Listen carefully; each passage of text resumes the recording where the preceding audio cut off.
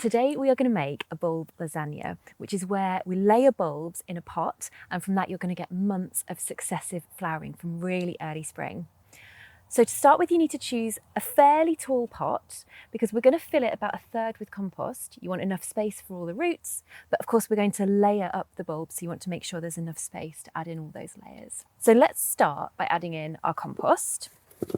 You can add a little bit of grit to this if you want to, just to give the bulbs a little bit of extra drainage.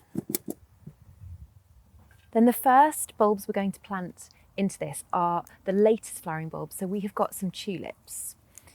They need to be quite cosy, but not touching. And I've got two different colours here. I've got an apricot tulip and I've got a really, really dark burgundy tulip, which is going to look gorgeous coming through together. Then it's a layer of compost on top of that before we add our next layer of bulbs. Okay, now we're ready for the next layer of bulbs.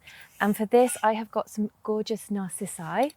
They are a pastel colour, so they'll all come through in apricot and lemon shades. Again, we want to place them quite close together, but not touching each other, but a bit closer than you would normally plant them if you were putting them in a bed. We'll cover that with compost and then we're going to add our last bulb. The last bulbs that you put in are going to be the smallest bulbs and they're going to flower first.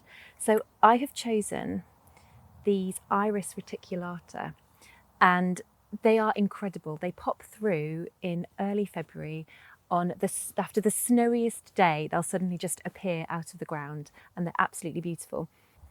When we're planting these bulbs, we want the pointy bit facing upwards and the root at the bottom.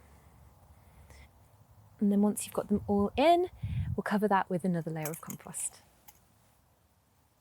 Once you've got that last layer of compost on there, give it water and then just place it in a sheltered location. It can be inside or out, just don't let it dry out completely.